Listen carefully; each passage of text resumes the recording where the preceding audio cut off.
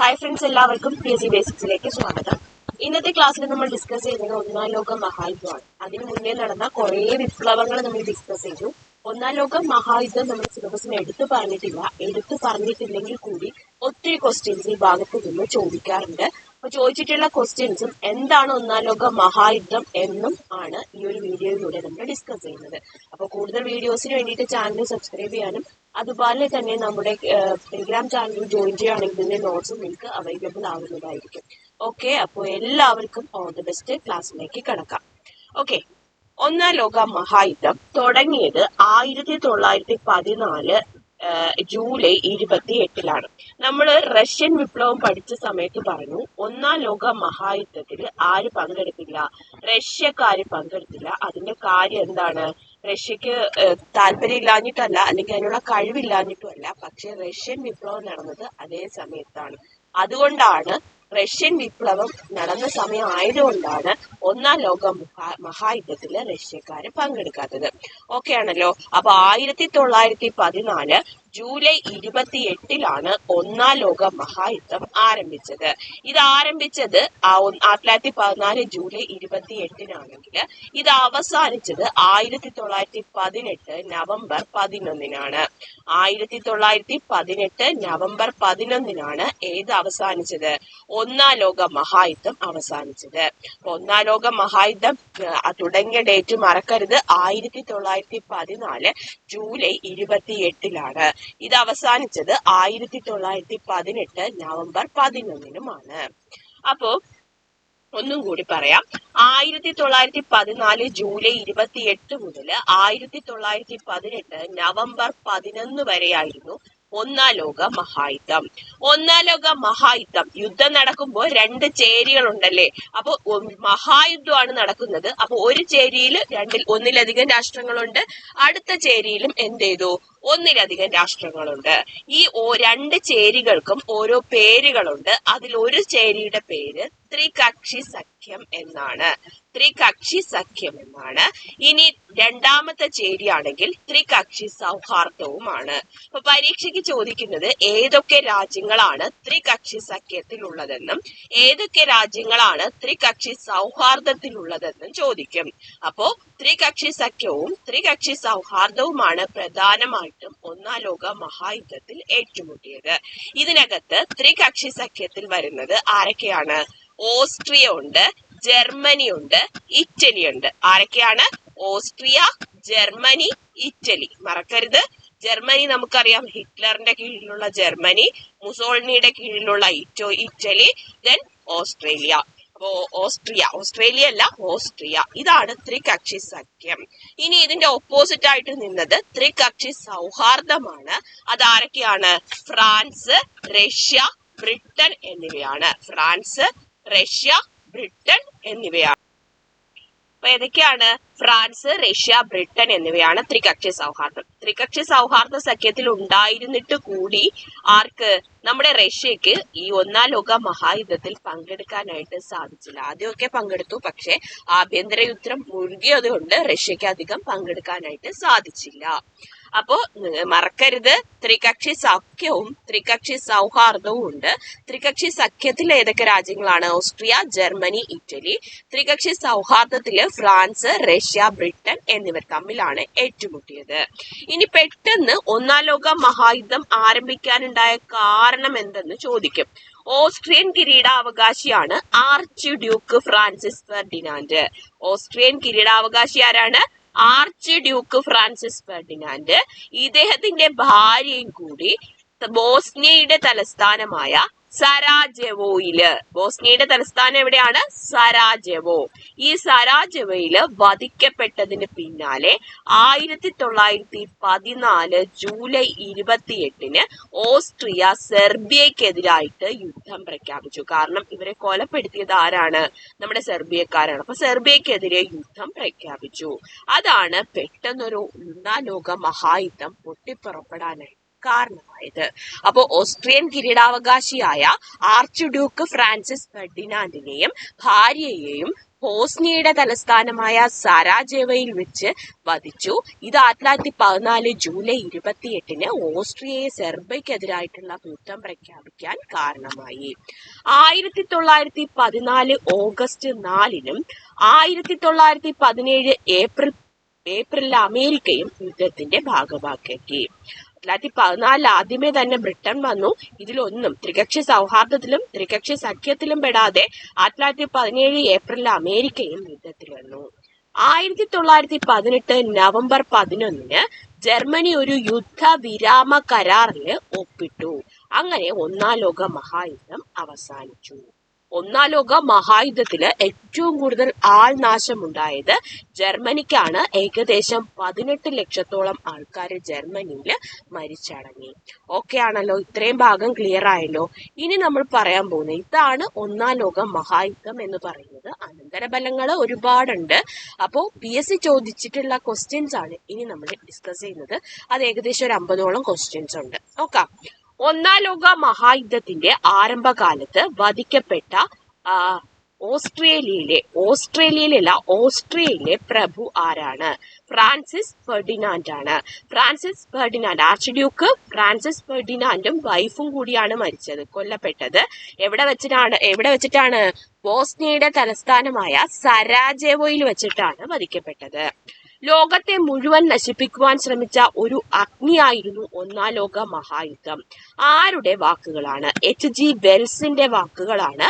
ലോകത്തെ മുഴുവൻ നശിപ്പിക്കുവാൻ ശ്രമിച്ച ഒരു അഗ്നിയായിരുന്നു ഒന്നാം ലോക മഹായുദ്ധം. ഇതാരുടെ വാക്കുകളാണ്? HG വെൽസിന്റെ വാക്കുകളാണ്. ഒന്നാം ലോക മഹായുദ്ധത്തിന് ശേഷം പുതിയതായി രൂപം കൊണ്ട യൂറോപ്പിലെ രാഷ്ട്രങ്ങൾ ഏതൊക്കെയാണ്? ഒന്ന് ചെക്കോസ്ലാവാക്യ, അടുത്തത് യൂഗോസ്ലാവിയ, അടുത്തത് റുമേനിയ, നെക്സ്റ്റ് പോളണ്ട്, അടുത്തത് ഓസ്ട്രിയ, അടുത്തത് ഹംഗറി. ഒന്നാം ലോക മഹായുദ്ധത്തിന് ശേഷം പുതുതായി രൂപം കൊണ്ട യൂറോപ്പിലെ രാഷ്ട്രങ്ങളാണ് ഒന്ന് Czechoslovakia, then Yugoslavia, Romania, Poland, Austria, Hungary എന്നിവ. ഒന്നാം ലോക മഹായുദ്ധകാലത്ത് ബ്രിട്ടൻ, ഫ്രാൻസ്, അമേരിക്ക എന്നിവിടങ്ങളിലെ ഭരണാധികാരികൾ ആരൊക്കെയായിരുന്നു? ഉറപ്പായിട്ടും ചോദിക്കുന്ന ഒരു ക്വസ്റ്റ്യൻ ആണ്. ഒന്നാമത്തത് ബ്രിട്ടന്റേത് ലോയിഡ് ജോർജ് ആയിരുന്നു. ആരാണ്? ലോർഡ് ജോർജ് ആയിരുന്നു ബ്രിട്ടന്റെ ഭരണാധികാരി. ഫ്രാൻസിന്റേത് ക്ലെമൻഷിയോവ് ആണ്. ഓക്കെ, ഫ്രാൻസിന്റേത് ആരാണ്? ക്ലെമൻഷിയോവ് ആയിരുന്നു ഫ്രാൻസിന്റേത്. അമേരിക്കയുടേത് വുഡ്രോ വിൽസണും. അപ്പൊ ഒന്നാം ലോക മഹായുദ്ധത്തില് യുദ്ധസമയത്ത് ബ്രിട്ടന്റെ ഭരണാധികാരിയായിരുന്നത് ലോർഡ് ജോർജും ഫ്രാൻസിന്റേത് ക്ലെമൻഷിയോവും വുഡ്രോ വിൽസൺ ആയിരുന്നു അമേരിക്കയുടെ ഭരണാധികാരി. ഒന്നാം ലോക മഹായുദ്ധകാലത്ത് ആയുധത്താൽ കുത്തേറ്റ് മരിച്ച റഷ്യയിലെ സാറിന്റെയും അതായത് സാറിന്റെ വൈഫ് സാറിനയുടെയും വിശ്വസ്തനാര്? റാസ്പുട്ടിനാണ്. ഒന്നാം ലോക മഹായുദ്ധകാലത്ത് ആയുധത്താൽ കുത്തേറ്റ് മരിച്ച റഷ്യയിലെ സാറിന്റെയും സാറിന്റെ വൈഫിന്റെയും വിശ്വസ്തനാര്? റാസ്പുട്ടിനാണ്. ഒന്നാം ലോക മഹായുദ്ധകാലത്ത് സഖ്യരാഷ്ട്രങ്ങളുടെ 80-ൽ കൂടുതൽ വിമാനങ്ങൾ നശിപ്പിച്ച ജർമ്മനിയിലെ പൈലറ്റാണ് ബാരോൺ റിച്ച്തോഫെൻ. ഫെൻ എന്ന് ഓർമ്മിച്ചാൽ മതി. ഈ ഫെൻ ആണ് 80-ൽ കൂടുതൽ വിമാനങ്ങൾ ജർമ്മനിയിലെ പൈലറ്റാണ് നശിപ്പിച്ച ജർമ്മനിയിലെ പൈലറ്റ്. ഒന്നാം ലോക മഹായുദ്ധത്തില് യോദ്ധാവായി തീർന്ന കവിയാണ് റൂപ്പർട്ട് ബ്രൂക്ക്. അദ്ദേഹം കവിയാണ്. ഈ സമയത്ത് ഒന്നാം ലോക മഹായുദ്ധ കാലത്ത് എന്തായിട്ട് മാറി? യോദ്ധാവായിട്ട് മാറി. അതാണ് റൂപ്പർട്ട് ബ്രൂക്ക്. ഒന്നാം ലോക മഹായുദ്ധത്തില് രൂപീകരിക്കപ്പെട്ട ട്രിപ്പിൾ അലയൻസ്, നമ്മൾ നേരത്തെ പറഞ്ഞ ട്രിപ്പിൾ അലയൻസ് എന്താണ്? ത്രികക്ഷി സഖ്യത്തിന്റെ അംഗരാജ്യങ്ങൾ ഏതൊക്കെ? ട്രിപ്പിൾ അലയൻസിൽ വരുന്നത് ഈ ഓസ്ട്രിയ ഹംഗറി എന്ന് പറയുന്ന ഒറ്റ രാജ്യമാണ്. ജർമ്മനി, ഓസ്ട്രിയ ഹംഗറി, പിന്നെ ഇറ്റലി. ട്രിപ്പിൾ അലയൻസിലെ സഖ്യരാജ്യങ്ങൾ ഏതൊക്കെയായിരുന്നു? ഇതിൽ വരുന്ന സഖ്യരാജ്യങ്ങൾ, അതായത് സൗഹൃദ രാജ്യങ്ങൾ എന്നറിയപ്പെട്ടത് ഏതൊക്കെയാണ്? ബ്രിട്ടൻ, ഫ്രാൻസ്, റഷ്യ എന്നിവയാണ്. ഒന്നാം ലോക മഹായുദ്ധത്തിന്റെ അവസാനം ഹോളണ്ടിലേക്ക് പലായനം ചെയ്ത ജർമ്മനിയുടെ ചക്രവർത്തി ആരാണ്? ഒന്നാം ലോക മഹായുദ്ധം ആയപ്പോൾ 80 ലക്ഷത്തിലധികം ആൾക്കാർ ജർമ്മനിക്ക് നാശനഷ്ടം ഉണ്ടായി. ജർമ്മനി ഒരു യുദ്ധവിരാധ കരാറിലൊക്കെ ഒപ്പിട്ടു. അപ്പോൾ അവിടെ നിന്നും ജർമ്മനിയുടെ ചക്രവർത്തി ഹോളണ്ടിലേക്ക് പലായനം ചെയ്തു. അതേതാണ് ചക്രവർത്തി? കൈസർ വില്യം രണ്ടാമനാണ്. ആരാണ്? കൈസർ വില്യം രണ്ടാമനാണ്. അടുത്തത്, ഒന്നാം ലോക മഹായുദ്ധത്തിന്റെ അവസാനം ഒപ്പുവെച്ച സമാധാന ഉടമ്പടിയുടെ പേരാണ് വെർസൈൽസ് ഉടമ്പടി. ഇത് വളരെ ഇമ്പോർട്ടന്റ് ആയിട്ടുള്ള ക്വസ്റ്റ്യൻ ആണ്. 1919 വെർസൈൽസ് ഉടമ്പടി ഒപ്പുവെച്ചത്. ഇതൊരു സമാധാന ഉടമ്പടിയാണ്. എന്തുമായിട്ട് ബന്ധപ്പെട്ട? ഒന്നാം ലോക മഹായുദ്ധത്തിന്റെ അവസാനം ഒപ്പുവെച്ച സമാധാന ഉടമ്പടിയുടെ പേരാണ് വെർസൈൽസ് ഉടമ്പടി. ഒന്നാം ലോക മഹായുദ്ധത്തിന് ശേഷം പ്രബല ശക്തിയായി മാറിയ രാജ്യം ഏത്? USA ആണ്. അമേരിക്കയാണ് ഒന്നാം ലോക മഹായുദ്ധത്തിന് ശേഷം പ്രബല ശക്തിയായിട്ട് മാറിയ രാജ്യം. ഒന്നാം ലോക മഹായുദ്ധത്തിന്റെ ആരംഭത്തിൽ ഓസ്ട്രിയയിലെ പ്രഭു ഫ്രാൻസിസ് ഫെർഡിനൻഡിനെയും അദ്ദേഹത്തിന്റെ പത്നിയെയും വെടിവെച്ചു കൊന്ന വിദ്യാർത്ഥിയുടെ പേര് എന്താണ്? ഗ്രാവിലോ പ്രിൻസിപ്പ് എന്നാണ്. എന്താണ്? ഗ്രാവിലോ പ്രിൻസിപ്പാണ് ഒന്നാം ലോക മഹായുദ്ധത്തിന്റെ ആരംഭത്തിൽ ഓസ്ട്രേലിയയിലെ ഫ്രാൻസ് ഫെർഡിനൻഡ് പ്രഭുവിനെയും ഭാര്യയെയും വെടിവെച്ച് കൊന്നത്. ആരാണ്? ഗ്രാവിലോ പ്രിൻസിപ്പാണ്. ഗ്രാവിലോ പ്രിൻസിപ്പാണ്. ഒന്നാം ലോക മഹായുദ്ധ കാലത്ത് റഷ്യയും ജർമ്മനിയും വെടിനിർത്തൽ പ്രഖ്യാപിച്ചത് ഏത് ഉടമ്പടിയിന്മേലാണ്? അപ്പൊ അത് വളരെ ഇമ്പോർട്ടന്റ് ആയിട്ടുള്ള ഒരു ക്വസ്റ്റ്യൻ ആണ്. ഒന്നാം ലോക മഹായുദ്ധ കാലത്ത് റഷ്യയും ജർമ്മനിയും വെടിനിർത്തൽ പ്രഖ്യാപിച്ചു ബ്രസ്റ്റ് ലിറ്റോസ്ക് ഉടമ്പടിയിലാണ്. അപ്പൊ നമ്മൾ നേരത്തെ പറഞ്ഞ വെർസൈൽസ് ഉടമ്പടി എന്താണ്? അത് ഒന്നാം ലോക മഹായുദ്ധത്തിന്റെ അവസാനം ഒപ്പുവെച്ച സമാധാന ഉടമ്പടിയാണ് വെർസൈൽസ് ഉടമ്പടി. ഇപ്പൊ പറഞ്ഞത് ബ്രസ്റ്റ് ലിറ്റോസ്ക് ഉടമ്പടിയാണ്. ഇത് ഒന്നാം ലോക മഹായുദ്ധ കാലത്ത് റഷ്യയും ജർമ്മനിയും വെടിനിർത്തൽ പ്രഖ്യാപിച്ചുകൊണ്ടുള്ള ഉടമ്പടിയാണ് ബ്രസ്റ്റ് ലിറ്റോസ്ക് ഉടമ്പടി. ഇനി ആരാണ് ഗ്രാവിലോ പ്രിൻസിപ്പ്? ഗ്രാവിലോ പ്രിൻസിപ്പാണ് ഓസ്ട്രേലിയയിലെ പ്രഭുവായ ഫ്രാൻസിസ് ഫെർഡിനൻഡിന്റെയും ഭാര്യയെയും വെടിവെച്ച് കൊന്നത്. ഒന്നാം ലോക മഹായുദ്ധത്തിന് ശേഷം രൂപം നൽകപ്പെട്ട പോളിഷ് കോറിഡോറിൽ നിന്ന് പോളണ്ടിനുണ്ടായ നേട്ടം എന്താണ്? ഡാൻസിഗിലെ തുറമുഖം വഴി ബാൾട്ടിക് കടലിലേക്കുള്ള പ്രവേശനമാണ് ഈ പോളിഷ് കോറിഡോർ വഴി ലഭിച്ചത്. അപ്പൊ പോളിഷ് കോറിഡോർ എവിടെയാണ്? പോളണ്ടിലാണ്. ഇത് ഒന്നാം ലോക മഹായുദ്ധത്തിന് ശേഷമാണ് രൂപം നൽകിയത്. പോളിഷ് കോറിഡോർ ഇതിന്റെ ഉപയോഗം ഡാൻസിഗിലെ തുറമുഖം വഴി ബാൾട്ടിക് കടലിലേക്കുള്ള പ്രവേശനം അവൈലബിൾ ആണ്. ഒന്നാം ലോക മഹായുദ്ധത്തിന് ശേഷം ഓസ്ട്രിയയിൽ നിന്ന് ഹംഗറി വേർതിരിക്കപ്പെട്ടതും സ്ലോവാക്യ ചെക്കോസ്ലാവയ്ക്ക് വിട്ടുകൊടുത്തതും ഏതുടമ്പടിയാണ്? നമ്മൾ കുറെ രാജ്യങ്ങൾ ഫോം ചെയ്ത കാര്യം പറഞ്ഞു ഒന്നാം ലോക മഹായുദ്ധത്തിന്. അപ്പൊ എന്താണ്? ദ ട്രീറ്റി ഓഫ് ട്രിയനോൺ ആണ്. 1920 ജൂൺ 4 നമ്മൾ നേരത്തെ ഒരു ക്വസ്റ്റ്യൻ വായിച്ചായിരുന്നു. ഒരുപാട് രാജ്യങ്ങള് ഒന്നാം ലോക മഹായുദ്ധത്തിന് ശേഷം ഫോം ചെയ്തു എന്ന്. അങ്ങനെ ഓസ്ട്രിയയിൽ നിന്ന് ഹംഗറി വേർതിരിക്കപ്പെട്ടത് ഒന്നാം ലോക മഹായുദ്ധത്തിന് ശേഷമാണ്. അതുപോലെ തന്നെ സ്ലോവാക്യ ചെക്കോസ്ലാവേക്കിയക്ക് വിട്ടുകൊടുത്ത്. ഇതെല്ലാം ഒരൊറ്റ ഉടമ്പടി പ്രകാരമാണ്. ദ ട്രീറ്റി ഓഫ് ട്രിയനോൺ എന്നാണ് അറിയപ്പെടുന്നത്. ദ ട്രീറ്റി ഓഫ് ട്രിയനോൺ എന്നാണ് അറിയപ്പെടുന്നത്. അതായത് ഓസ്ട്രിയ ഹംഗറിക്ക് കൊടുത്തു, ഓസ്ട്രിയയും ഹംഗറിയും വേർതിരിച്ചു, പിന്നെ സ്ലോവാക്യ ചെക്കോസ്ലോവാക്യക്കും കൊടുത്തു. അതാണ് ദ ട്രീറ്റി ഓഫ് ട്രിയനോൺ. ഒന്നാം ലോക മഹായുദ്ധത്തില് കടലിൽ നടന്ന ആക്രമണങ്ങൾക്ക് ബ്രിട്ടീഷുകാർ കൊടുത്ത പ്രത്യേക പേരാണ് ബാറ്റിൽ ഓഫ് ജെറ്റ്ലാൻഡ്.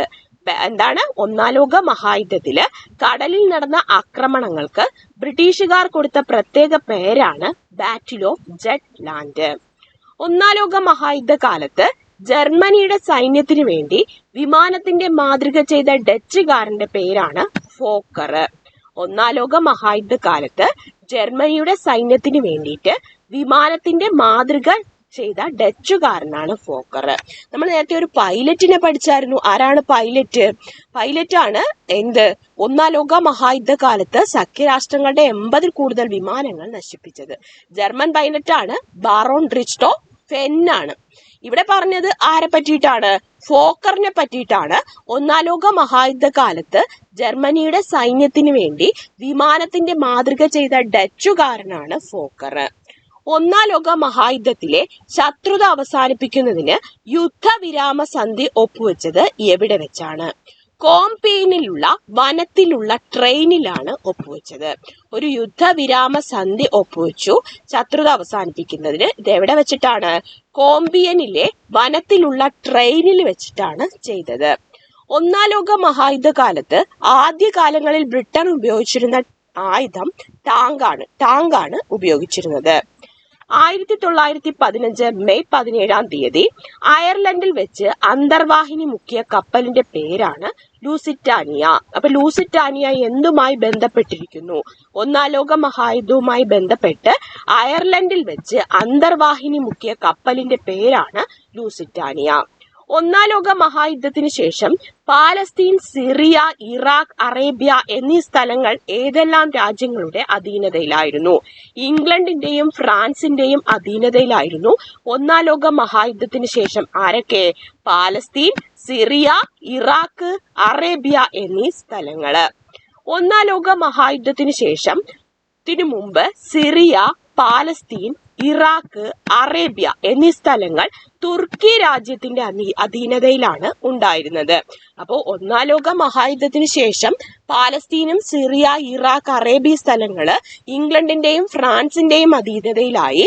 ഒന്നാം ലോക മഹായുദ്ധത്തിന് ശേഷം സിറിയ, പാലസ്തീൻ, ഇറാഖ്, അറേബ്യ എന്നീ സ്ഥലങ്ങൾ തുർക്കിയുടെ അധീനതയിലായിരുന്നു.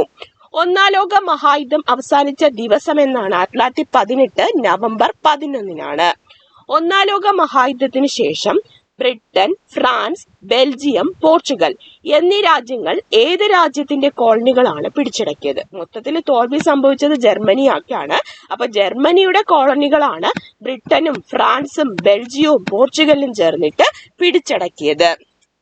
അടുത്തത് 1915 മെയ് 7 ജർമ്മനിയുടെ യു ബോട്ടുകൾ മുക്കിയത്. നേരത്തെ നമ്മൾ പറഞ്ഞ അയർലൻഡിന്റെ അന്തർവാഹിനികൾ മുക്കിയ സെയിം കപ്പൽ തന്നെയാണ് 1915 മെയ് 7 ജർമ്മനിയുടെ യു ബോട്ടുകൾ മുക്കിയ ബ്രിട്ടന്റെ കപ്പലിന്റെ പേരാണ് ലൂസിറ്റാനിയ. അപ്പൊ ലൂസിറ്റാനിയ ഒന്നാം ലോക മഹായുദ്ധത്തിൽ വളരെ ഇമ്പോർട്ടന്റ് ആയിട്ടുള്ള ഒരു കപ്പലാണ്. ഇത് ആരുടെ കപ്പലാണ്? ബ്രിട്ടന്റെ കപ്പലാണ്. ഒന്നാം ലോക മഹായുദ്ധത്തിൽ ഏതു യുദ്ധത്തോടെയാണ് ജർമ്മനി പാരീസിൽ തങ്ങിയത്? മാർനെയിലെ യുദ്ധത്തിലൂടെയാണ് ജർമ്മനി പാരീസിൽ തങ്ങിയത്. ഒന്നാം ലോക മഹായുദ്ധത്തിന് ശേഷം ഓസ്ട്രിയയോട് അവസാനിപ്പിച്ച സമാധാന ഉടമ്പടിയുടെ പേരാണ് സെന്റ് ജർമ്മനിയിലെ ഉടമ്പടി. 1919 സെപ്റ്റംബർ 10 സെന്റ് ജർമ്മനിയിലെ ഉടമ്പടി. അത് ഓസ്ട്രിയയും ജർമ്മനിയും തമ്മിലുള്ള കരാറാണ്. 1917 ഒന്നാം ലോക മഹായുദ്ധത്തിന്റെ അവസാനം ഇറ്റലിയുടെ ഭരണത്തലവനായത് ആരാണ്? വിക്ടോറിയ ഓർലാൻഡോയാണ്. അതായത് ഒന്നാം ലോക മഹായുദ്ധത്തോടെ വിട്ടോ എന്ന് പറഞ്ഞ ഇറ്റലിയുടെ ഭരണത്തലവൻ ആരാണ്? വിക്ടോറിയോ ഓർലാൻഡോയാണ്. ഒന്നാം ലോക മഹായുദ്ധത്തിന് ശേഷം തെരഞ്ഞെടുക്കപ്പെട്ട ജർമ്മനിയുടെ രാഷ്ട്രപതിയാണ് ഫ്രെഡറിക് എബർട്ട് ആണ് ഒന്നാം ലോക മഹായുദ്ധത്തിന് ശേഷം തെരഞ്ഞെടുക്കപ്പെട്ട ജർമ്മനിയുടെ രാഷ്ട്രപതി. ജർമ്മൻകാരുടെ അന്തർജലാത്മിക നാളികയാൽ തകർക്കപ്പെട്ട അമേരിക്കയുടെ കപ്പലിന്റെ പേരാണ് ലൂസിറ്റാനിയ. ലൂസിറ്റാനിയ കപ്പലാണ് വളരെ ഏറ്റവും ഫേമസ് ആയിട്ടുള്ളത്. ഒന്നാം ലോക മഹായുദ്ധം തുടങ്ങുമ്പോൾ ബ്രിട്ടീഷ് പ്രധാനമന്ത്രിയായിരുന്നത് ആരാണ്? ഹെൽബർട്ട് ഹെൻറി അസ്ക്വിത്ത് ആണ് ഒന്നാം ലോക മഹായുദ്ധം തുടങ്ങുമ്പോൾ ബ്രിട്ടീഷ് പ്രധാനമന്ത്രിയായിരുന്നത്. ലോക മഹായുദ്ധങ്ങൾക്ക് പ്രധാന വേദിയായ വൻകര ഏതാണ്? അതായത് ഒന്നാം ലോക മഹായുദ്ധവും രണ്ടാം ലോക മഹായുദ്ധത്തിനും പ്രധാന വേദിയായത് യൂറോപ്പാണ്. ലോക മഹായുദ്ധങ്ങളിൽ ഏറ്റവും കൂടുതൽ പേർക്ക് ജീവഹാനി സംഭവിച്ച ഭൂഖണ്ഡവും യൂറോപ്പാണ്. ഒന്നാം ലോക മഹായുദ്ധകാലത്ത് അമേരിക്കൻ പ്രസിഡന്റ് ആയിരുന്നത് നമ്മൾ നേരത്തെ പറഞ്ഞു വുഡ്രോ വിൽസൺ ആണ്. ഒന്നാം ലോക മഹായുദ്ധം അവസാനിക്കുമ്പോൾ ബ്രിട്ടീഷ് പ്രധാനമന്ത്രി ആയിരുന്നത് ലോർഡ് ജോർജ് ആണ്. തുടക്കത്തിൽ ആരായിരുന്നു? തുടക്കത്തിൽ അസ്ക്വിത്ത് ആയിരുന്നു. അവസാനിച്ചപ്പോ ലോർഡ് ജോർജ് ആയി. ഒന്നാം ലോക മഹായുദ്ധം അവസാനിക്കുന്നതിനും രണ്ടാം ലോകം മഹായുദ്ധം തുടങ്ങുന്നതിനും ഇടയിലുള്ള കാലഘട്ടത്തിന്റെ ദൈർഘ്യം എത്രയാണ്? 1914, 18 പിന്നെ 40 അപ്പൊ 21 വർഷമാണ്. ഒന്നാം ലോക മഹായുദ്ധത്തിൽ വീരമൃത്യു വരിച്ച ഇന്ത്യൻ ജവാന്മാരുടെ ഓർമ്മയ്ക്കായിട്ടുണ്ടാക്കിയ സ്മാരകമാണ് ഇന്ത്യ ഗേറ്റ്. ഒന്നാം ലോക മഹായുദ്ധത്തിൽ വീരമൃത്യു വരിച്ച ഇന്ത്യൻ ജവാന്മാരുടെ ഓർമ്മയ്ക്കായിട്ടുണ്ടാക്കിയ സ്മാരകമാണ് ഇന്ത്യ ഗേറ്റ്. ഒന്നാം ലോക മഹായുദ്ധകാലത്ത് ജർമ്മനി ആക്രമിച്ച ഒരേ ഒരു ഇന്ത്യൻ നഗരം മാത്രമേ ഉള്ളൂ, അത് ചെന്നൈ ആണ്. ഒന്നാം ലോക മഹായുദ്ധകാലത്ത് ജർമ്മനി ആക്രമിച്ച ഏക ഇന്ത്യൻ നഗരമാണ് ചെന്നൈ. ആദ്യമായി യുദ്ധ ടാങ്ക് നിർമ്മിക്കുകയും പ്രയോഗിക്കുകയും ചെയ്ത രാജ്യമാണ് നമ്മുടെ ബ്രിട്ടൻ. അടുത്തത്, രാസായുധം ആദ്യമായി ഉപയോഗിച്ച രാജ്യം ഏതാണ്? ജർമ്മനിയാണ്. ഒന്നാം ലോക മഹായുദ്ധത്തിൽ പ്രയോഗിച്ച രാസായുധത്തിന്റെ പേര് ഒന്ന് ഫോസ്ലീനുണ്ട്, പിന്നെ ക്ലോറിനും ഉണ്ട്. ഏതൊക്കെയാണ്? ഫോസ്ലീനും ക്ലോറിനും. ഒന്നാം ലോക മഹായുദ്ധത്തിൽ നിന്നും പിൻവാങ്ങിയ ത്രികക്ഷി സൗഹാർദ്ദത്തിലെ ആദ്യ രാജ്യമാണ് റഷ്യ. റീസൺ നമ്മൾ പറഞ്ഞു. ഒന്നാം ലോക മഹായുദ്ധത്തിൽ നിന്നും പിൻവാങ്ങിയ ത്രികക്ഷി സൗഹാർദ്ദത്തിലെ ആദ്യ രാജ്യമാണ് റഷ്യ. ഒന്നാം ലോക മഹായുദ്ധകാലത്തെ ജർമ്മൻ ചക്രവർത്തി ആരായിരുന്നു? കൈസർ വില്യം രണ്ടാമനാണ്. അത് നമ്മൾ നേരത്തെ പറഞ്ഞു. കൈസർ വില്യം രണ്ടാമനായിരുന്നു ഒന്നാം ലോക മഹായുദ്ധകാലത്തെ ജർമ്മൻ ചക്രവർത്തി. ഒന്നാം ലോക മഹായുദ്ധത്തിന്റെ അവസാനം കുറിച്ച സമ്മേളനമാണ് പാരീസ് സമ്മേളനം. ഏതാണ്? ഒന്നാം ലോക മഹായുദ്ധത്തിന്റെ അവസാനം കുറിച്ച സമ്മേളനം ഏതാണ്? പാരീസ് സമ്മേളനമാണ്. ഇത്രയാണ് ഏറ്റവും പ്രധാനപ്പെട്ട പോയിന്റ്സുകൾ. അപ്പൊ തീർച്ചയായിട്ടും നിങ്ങൾ ഇത് റിപ്പീറ്റ് ചെയ്ത് കേൾക്കുക. ഒന്നാം ലോക മഹായുദ്ധവുമായി ബന്ധപ്പെട്ട് ക്വസ്റ്റ്യൻസ് വരാം.